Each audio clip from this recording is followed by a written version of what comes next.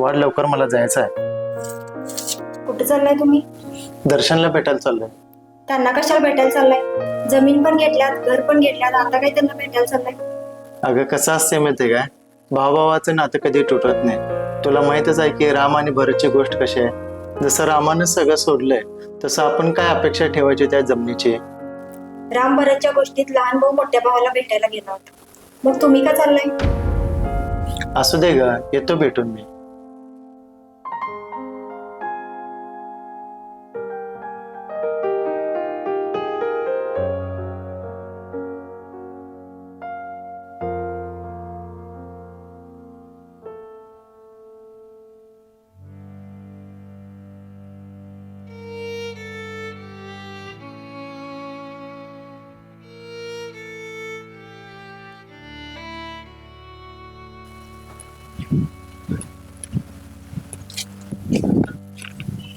दर्शन, का टेन्शन मध्ये बसलायस तू?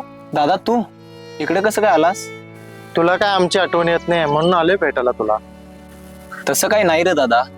मग कसं, बाबांकडनं सगळं तूच घेऊन बसलायस, मी बसलोय वनवास भोगत. तुला काय सांगू, बाबांनंतर सगळा भार माझ्यावरच आलाय. तू शिकून नोकरीला लागलास, शहरात गेलास आणि आई माझ्यापाशीच राहिली. आईला सांभाळावं आणि माझं पण पोट चालावं म्हणताना हे सगळं करायला लागले.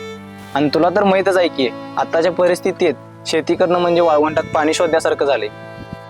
हे बघ दादा, खरं सांगायचं म्हटलं तर अजून वाटण्यात झालं नाही. पाहिजे असलं तर सगळं तुला घे आणि आईला सांभाळायपुरतं एक जमिनीच तुकडा तेवढा मला दे. मला वाटत होतं की या आयुष्यात रामाची भूमिका मी करतोय. खरा राम तर तू आहेस. स्वतःचा विचार न करता बाकीच्यांसाठी वनवास भोगालायस.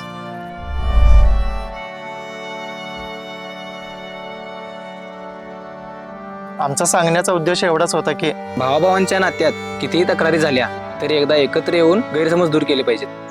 कारण गैरसमजामुळे अनेक नाती दुरावली जातात.